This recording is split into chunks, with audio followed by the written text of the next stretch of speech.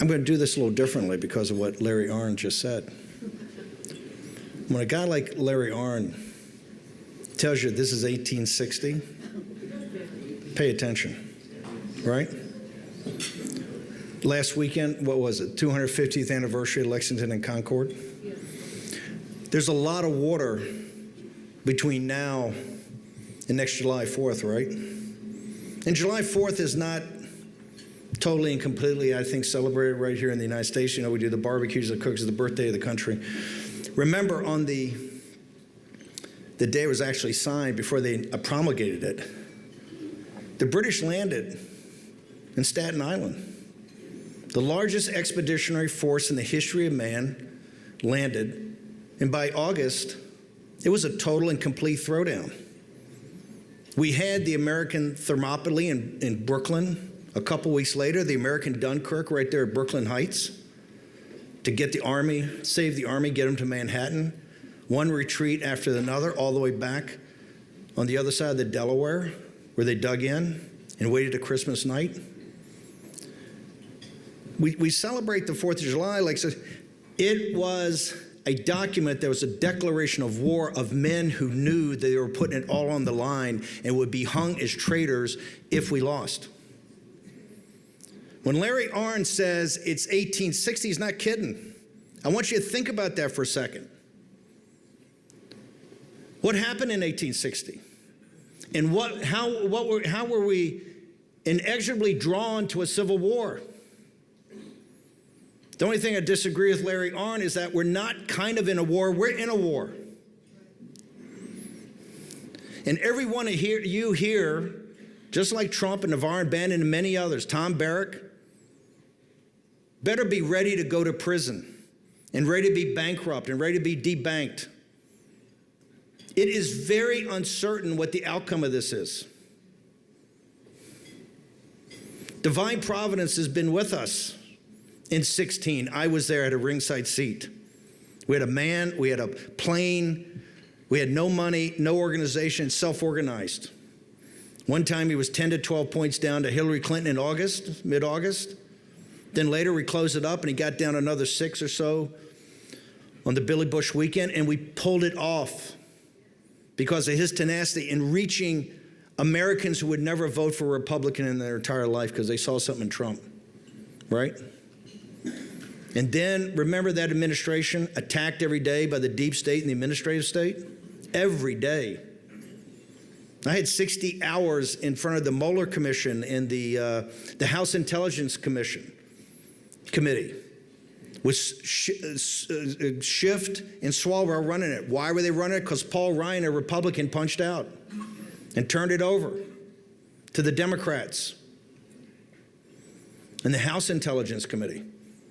And I've got legal bills to prove it, as other people do too. Why? For hours and hours and hours, they want to get you in a perjury trap, so you flip on Trump. I was there in 20 when Donald John Trump won his second term. Yeah. Hell yeah, he won it. There's no question he won it. But divine providence works in mysterious ways, right? Think about if the second term had been then. We weren't ready. We weren't ready the first time. Larry knows this. He helped us in the transition the first time. We didn't have the policies. We didn't have the bench. We didn't have the depth. But think about when President Trump was forced back and went to Mar-a-Lago on the afternoon of 20 January 2021. Remember how dark that was? Right? Remember the folks watching the war room? Boris is sitting there on the tarmac at Andrews Air Force Base, and there was not a lot of official DC there. Remember that? And what was it when Trump got there? He's like a lion in winter, correct?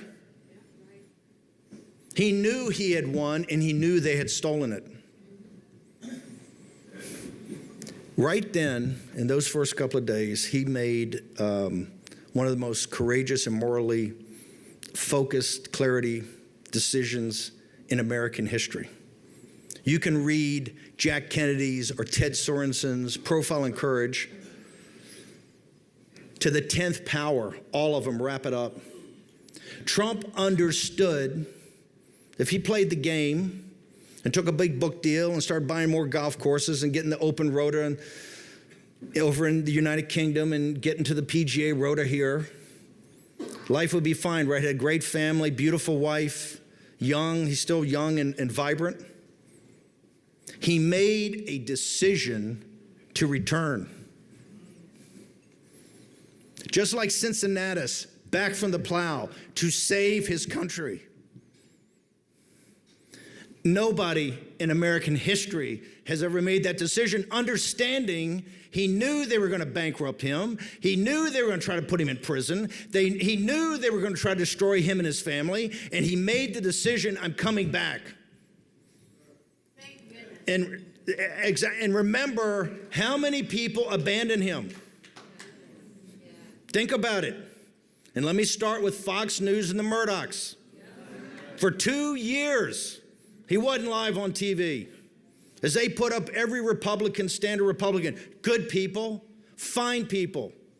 They're not going to be president of the United States, and they're certainly not going to be president of the United States when the nation has a crisis. And think about that, coming all the way back. Remember those dark years of 21 and 22, how tough it was, how we had to grind?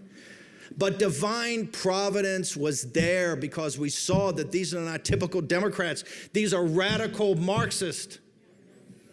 It was like the Stasi. Remember the billboards, right? Turning your neighbor in. Remember the speeches that Biden would give at Independence Hall? As a sacrilege to the most sacred places we have in this country. There's no depth to what they would do. As we now find out, for Tulsi Gabbard puts out their plan that we talked about for years, what they did in COVID, what they did with the vaccines, what they did with the mandates over and over and over again. That's a Marxist. This is cultural Marxism with the heavy hand of totalitarian control and state capitalism. It's the Chinese Communist Party model. And we grinded through it. And what happened in that time? Two important things. The precinct strategy. People starting getting engaged because you know why? It's about human agency. If Lexington and Concord shows us anything, it's that. There's nothing foreordained. It's all about you in that defining moment on Lexington Common, hiding Sam Adams and John Hancock. At Concord Bridge when you know they're coming. That was you. On the precinct strategy to give him a political infrastructure, finally organize people and take over the Republican Party from the precinct level to the county level, to the state level as MAGA Republicans. And at the same time, and this is what's so important, public intellectuals and heroes like Brooks Rollins and the people at America First Party Institute to start a think tank, Stephen Miller at America First Law to start something legally to think through these issues. Russ Vogt in that team of Mark Paoletta, Jeff Clark, all of them are with CRA. And the project that has no name, Project 2025. Right? A coordination effort. These are people who put it on the line. They would never be hired by anybody else in doing this. These were MAGA policies to make sure that in the certainty that everybody had that we're going to win, but we have to be ready this time. We have to have policies. We have 100 days. We have to understand this. We have to have teams and cadres that have worked together. Of the 3,000 or 4,000 people that we never filled those billets in the first term because we didn't have the bench. You have it now, I think Sergio told me the other day, it's 3,000 people.